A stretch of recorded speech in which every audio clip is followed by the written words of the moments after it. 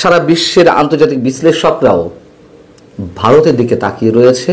ভারতের ভূমিকা পরবর্তীতে কি হতে পারে, আমি ভারত সম্পর্কে পরে আসছি।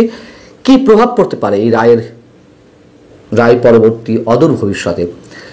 কাতার ভিত্তিক আন্তর্জাতিক গণমাধ্যম আল জাজিরা বলছে যে এই রায় বাংলাদেশের আগামী দিনের রাজনীতিতে গুরুতর প্রভাব ফেলবে এবং সেটি নিঃসন্দেহে নেতিবাচক হতে পারে, ধ্বংসাত্মক হতে পারে, সহিংসতাপূর্ণ হতে পারে এবং সেখান থেকে অন্যদিকেও টার্ন নিতে পারে, এমনটা ইঙ্গিত নানানভাবে পাওয়া যাচ্ছে। আল জাজিরার নিউজটির যে শিরোনাম, verdict May open door to national reconciliation, এতে দক্ষিণ এশিয়া বিষয়ক স্বাধীন গবেষক আব্বাস ফয়েজের উদ্ধৃতি তুলে ধরা হয়েছে। তিনি বলছেন যে আগামী বছর নির্বাচন, এর আগে জনমতের চাহিদা বিবেচনায় নেওয়া হয়েছে এমন একটি বার্তা দিতে চাইছে অন্তর্বর্তী সরকার। তারা দেখাতে চাচ্ছে তাদের তত্ত্বাবধানে স্বচ্ছ ও উন্নত বিচার প্রক্রিয়া সম্ভব, তবে এর পরিণতি কি হবে তা এখনই বলা কঠিন। এএফপি আন্তর্জাতিক বার্তা সংস্থা, এএফপি যে রিপোর্টটি করেছে সেখানে কমেন্ট নেওয়া হয়েছে ইন্টারন্যাশনাল ক্রাইসিস গ্রুপ। আমি এই প্রতিষ্ঠানটিকে খুবই গুরুত্বের সঙ্গে বিবেচনা করি।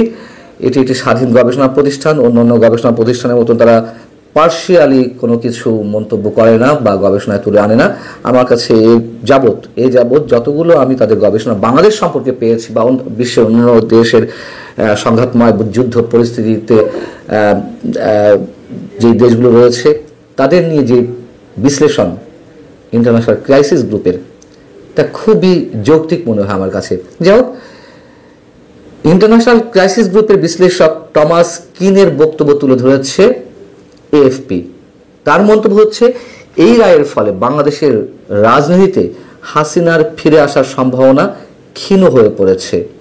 হাসিনার বিচার প্রক্রিয়ার বিষয় নিয়েও তিনি প্রশ্ন তুলেছেন, এর মধ্যে যে নানান বিষয় ত্রুটি রয়েছে সেটি তিনি তুলে ধরেছেন এবং এখানে বলা হচ্ছে যে এই রায় বাংলাদেশের রাজনৈতিক সংকটকে গভীর করতে পারে।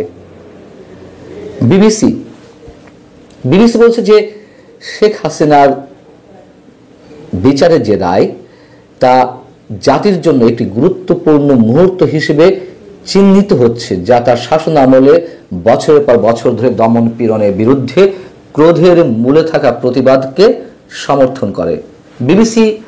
বিবিসি আরেকটি বিশ্লেষণাত্মক প্রতিবেদন যেটি ভারত সম্পর্কে মন্তব্য করা হয়েছে যেখানে, সেটা আমি তুলে ধরব আপনাদের সামনে। তার আগে আন্তর্জাতিক আরও একটি প্রভাবশালী গণমাধ্যম দ্য গার্ডিয়ান,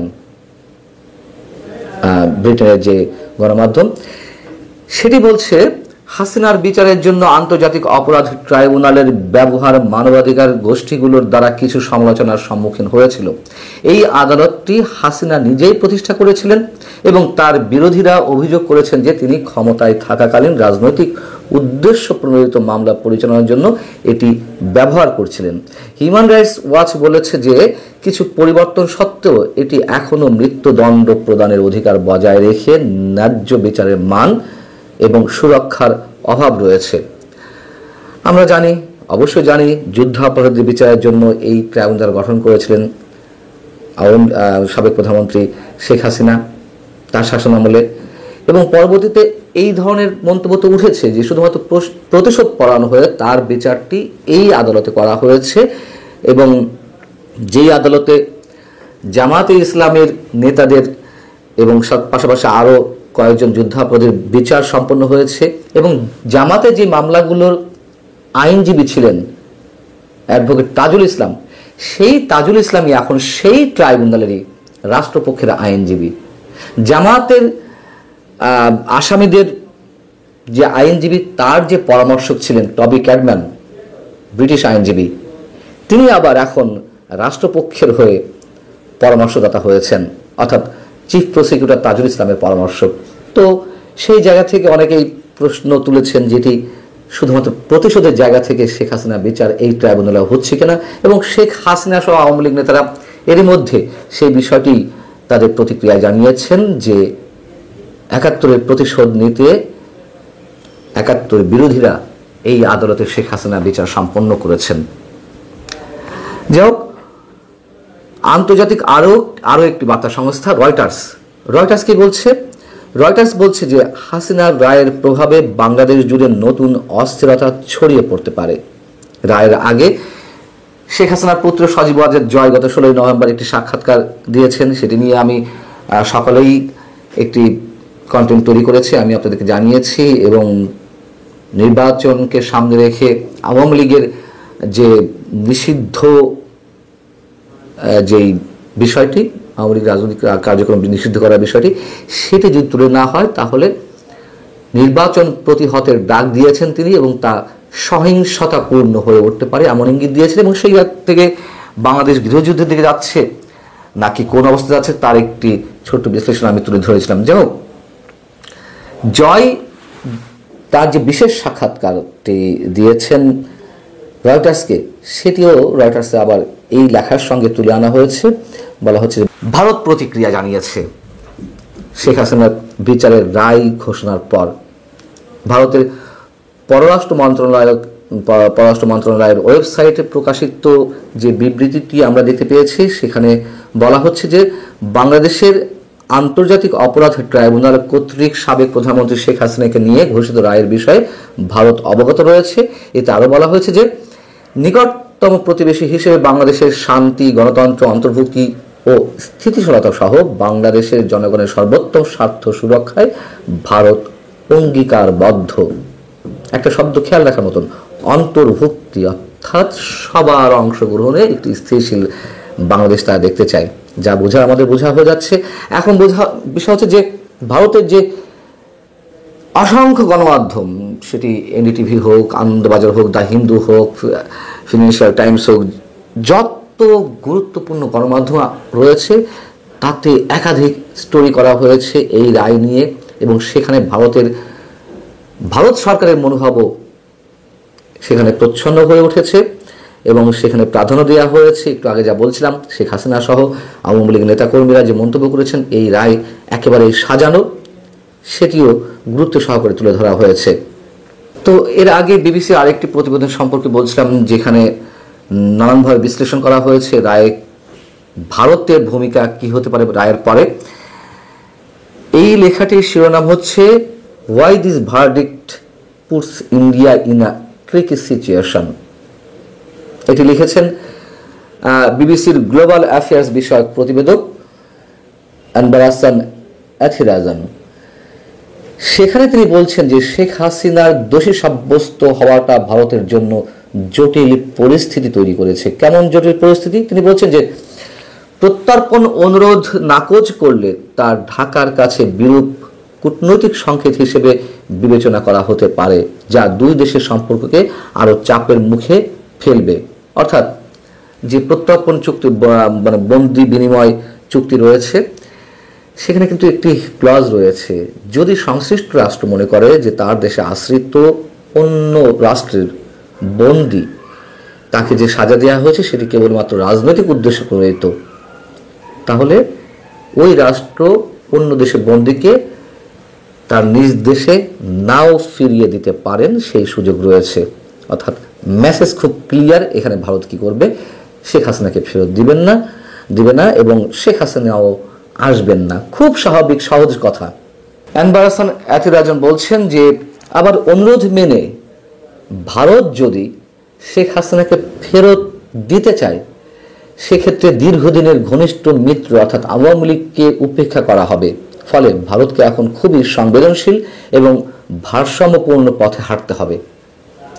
ভারতের জিন্দাল গ্লোবাল বিশ্ববিদ্যালয়ের দক্ষিণ এশিয়ান স্টাডিজের বিশেষজ্ঞ অধ্যাপক শ্রীরাধা দত্ত, তিনি আল জাজিরাকে বলছেন কোনো অবস্থাতেই ভারত তাকে হস্তান্তর করবে না, অর্থাৎ শেখ হাসিনাকে হস্তান্তর করবে না। গত 1.5 বছরে আমরা দেখেছি যে ভারত ও বাংলাদেশের মধ্যে সম্পর্ক সবচেয়ে খারাপ অবস্থানে গিয়ে পৌঁছেছে এবং অনেক সময় তা ভঙ্গুর হয়ে পড়েছে। বাস্তবতা যা এতক্ষণ আপনাদের সামনে বিভিন্ন পর্যায়ের বিশ্লেষকের মন্তব্য তুলে ধরলাম, সেটি পরিস্থিতি জটিল হতে শুরু করবে খুব শীঘ্রই, খুব স্বাভাবিক।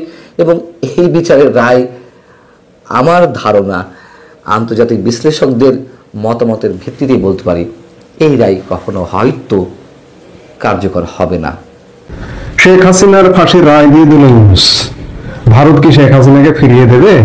এই প্রসঙ্গটা নিয়ে আপনাদের সামনে কথা বলতে চাই। আমি প্রথমেই বলতে চাই যে রায় হলো কিসের রায়? শুধু এটুকুই বলতে চাই যে ইউনূসের বাবার ক্ষমতা নাই যে শেখ হাসিনাকে ভারত থেকে ফিরিয়ে আনবে ইউনূস, বরঞ্চ উল্টা রিয়াকশনে পতিত হবে ইউনূস, এতে কোনো সন্দেহ নাই। আপনারা ইতিমধ্যেই জানেন যে মানবতা বিরোধী অপরাধে অভিযুক্ত করে বাংলাদেশের নির্বাসিত প্রধানমন্ত্রী শেখ হাসিনার বিরুদ্ধে রায় ঘোষণা করা হয়েছে আজকে সোমবার 17 নভেম্বর, এবং এই রায় ঘোষণাকে কেন্দ্র করে একটা শ্রেণী উল্লসিত। কারা উল্লসিত আপনারা জানেন যে গত 16 মাস যাবৎ দেশটা কারা দখল করে আছে, তারা উল্লসিত, এবং তারা এটি বহু পূর্ব থেকে পরিকল্পনা, সেই পরিকল্পনার একটি অংশ আজকে বাস্তবায়ন করলো। আমার প্রশ্ন, এত দেরি করলেন কেন? আপনারা তো 16 মাস আগে ক্ষমতায় এসছেন, এতদিন নেওয়ার কোনো দরকার ছিল না। এত তদন্তের নাটক, এত হিয়ারিং এর নাটক, এগুলো দরকার কি ছিল? 3-4 মাস সময় নিয়ে রায় ঘোষণা করে দিতেন, খেলা শেষ হয়ে যেত। তা না, 16 মাস পরে এসে অবশেষে মৃত্যুদণ্ডের রায় ঘোষণা করছিলেন। আপনারা রায় ঘোষণার আগেই আমরা জানি যে এটা মৃত্যুদণ্ড হবে, কিন্তু মৃত্যুদণ্ড কি কার্যকর করতে পারবেন? আল্লাহ যদি না করতে দেয় তাহলে কি পারবেন? পারবেন না। হিংসার উস্কানি দেওয়া, হত্যার নির্দেশ এবং দমন পীড়ন আটকানোর ক্ষেত্রে পুলিশকে নিষ্ক্রিয় করে রাখা, এই 3 অভিযোগে বাংলাদেশের নির্বাসিত প্রধানমন্ত্রী শেখ হাসিনাকে দোষী সাব্যস্ত করেছে ট্রাইব্যুনাল। বর্তমানে ভারতে রয়েছেন বাংলাদেশের প্রধানমন্ত্রী শেখ হাসিনা। আমি বারবার বাংলাদেশের প্রধানমন্ত্রী বলছি, তিনি আসলে গত বছরের সহিংস ঘটনায় পদত্যাগ করেননি, এই জন্য তাকে নির্বাসিত প্রধানমন্ত্রী বলাটাই মনে হয় যুক্তিযুক্ত। ইতিমধ্যে বাংলাদেশের অন্তর্বর্তী সরকারের আইন উপদেষ্টা রায় ঘোষণার সাথে সাথে জানিয়েছেন যে শেখ হাসিনাকে ফেরত চেয়ে ভারতের কাছে আবারও চিঠি দেবেন তারা। তবে বিচারের সম্মুখীন হতে ভারত তাকে আদৌ বাংলাদেশে তুলে দেবে কিনা বাংলাদেশের হাতে, সে ব্যাপারে প্রশ্ন আছে। আমি তো চ্যালেঞ্জ দিলাম, শুরুতেই চ্যালেঞ্জ দিলাম যে ইউনূসের বাবার ক্ষমতা নাই যে শেখ হাসিনাকে ফেরত আনবে। এই রায় ঘোষণার আগে, একদিন আগে শেখ হাসিনা পুত্র সজীব ওয়াজেদ জয় বলেছেন শেখ হাসিনা ভারতে রাষ্ট্রপ্রধান, সরকার প্রধান স্ট্যাটাসে আছেন, যে ক্যাটাগরির নিরাপত্তায় আছেন, মর্যাদায় আছেন, কাজে সেই ভারত তাকে চোর ডাকাতের মতো ফেরত দেবে না। চোর ডাকাত কথাটা কেন বললাম? এই যে একটা অজুহাত দেওয়া হয় যে ভারত বাংলাদেশ বন্দি বিনিময় চুক্তি বা প্রত্যর্পণ চুক্তি 2013 সালে যেটি হয়েছিল, এটি চোর ডাকাতকে ফেরানোর চুক্তি হয়েছিল। ভারত স্পেশালি বাংলাদেশের সঙ্গে এই চুক্তিটা করেছিল ভারতের উত্তর পূর্বাঞ্চলের রাজ্যগুলোতে অস্থিরতা সৃষ্টিকারীদের সহজে ফেরত নেবার জন্য এই চুক্তিটা করা হয়েছিল। তাই বলে অন্যায়ভাবে এক সরকার প্রধানকে ফাঁসিতে ঝুলিয়ে দেবার জন্য করা হবে বা এতে ভারত ফেরত দেবে, এটা ভাববার কোনো কারণ নেই। ভারত এবং বাংলাদেশের মধ্যে একটি বন্দি প্রত্যর্পণ চুক্তি রয়েছে। ওই চুক্তি অনুযায়ী আদালতের রায়ে প্রত্যর্পণ করানোর মতো অপরাধ থাকলে সংশ্লিষ্ট ব্যক্তিকে এক দেশ অপর দেশের হাতে তুলে দেবে। 2024 সালের ডিসেম্বরে শেখ হাসিনাকে ফেরত চেয়ে নয়াদিল্লিকে কূটনৈতিক চিঠি বা নোট ভার্বাল পাঠিয়েছিল মোহাম্মদ ইউনূসের নেতৃত্বাধীন অন্তর্বর্তীকালীন সরকার। ওই চিঠির প্রাপ্তি স্বীকার করেছিল ভারত মৌখিকভাবে। বিদেশ মন্ত্রকের মুখপাত্র রণধীর জয়সওয়াল মৌখিকভাবে জানিয়েছিলেন শেখ হাসিনার প্রত্যর্পণের বিষয়ে বাংলাদেশের একটি চিঠি তারা পেয়েছেন, কিন্তু ডিসেম্বর টু নভেম্বর, প্রায় 1 বছর হতে চলল, আজ পর্যন্ত ভারত কিন্তু লিখিতভাবে সেই চিঠির উত্তর দেয়নি। এবং সেই সময় রণধীর জয়সওয়াল বলেছিলেন যে এই বিষয়ে কোনো মন্তব্য এখনই করা যাবে না। বিদেশ মন্ত্রক সূত্রে জানা গিয়েছিল আগে এই চিঠির বৈধতা যাচাই করতে চায় নয়াদিল্লি। কোন দেশের অন্তর্বর্তী সরকার যা জনগণের ভোটে নির্বাচিত নয়, এমন একটি সরকার অন্য রাষ্ট্রের নির্বাচিত সরকারের কাছে কোন রাজনৈতিক নেতার প্রত্যর্পণ চাইলে আইনি দিকগুলা খতিয়ে দেখা প্রয়োজন। এবং রণধীর জয়সওয়াল সেই সময় প্রশ্ন তুলেছিলেন যে বাংলাদেশের মতো একটি অন্তর্বর্তীকালীন সরকার ভারতকে এমন একটি চিঠি দিতে পারে কিনা, তিনি মৌখিকভাবে বলেছিলেন। একই সাথে এই যে চলতি বছরের অক্টোবর মাসে শেখ হাসিনার প্রত্যর্পণ বিষয়ে ফের নিজেদের অবস্থান স্পষ্ট করেছিল ভারত। বাংলাদেশি কূটনৈতিক সাংবাদিকরা ভারতের পররাষ্ট্র মন্ত্রণালয় ভিজিট করতে গেলে ভারতের বিদেশ সচিব বিক্রম মিস্ত্রি সে সময় জানিয়েছিলেন এটির সঙ্গে আইনি বিষয়ে জড়িত আছে, উভয় দেশের মধ্যে তা নিয়ে আলোচনা হতে পারে। তিনি আরো বলেন যে আমি শুধু এটুকুই বলতে পারি যে এটি একটি বিচার বিভাগীয় এবং আইনি প্রক্রিয়া, এর জন্য দুই দেশের সরকারের মধ্যে আলোচনা এবং পরামর্শের প্রয়োজন রয়েছে। আমরা বিষয়টি খতিয়ে দেখছি এবং এই বিষয়গুলো নিয়ে আমরা বাংলাদেশের কর্তৃপক্ষের সঙ্গেও একসঙ্গে কাজ করার জন্য তৈরি। বন্দি বিনিময় চুক্তির মধ্যে থাকা বেশ কয়েকটি শর্তের জন্য ভারত শেখ হাসিনাকে ফেরাতে বাধ্য নয় বলে বিশেষজ্ঞ মত।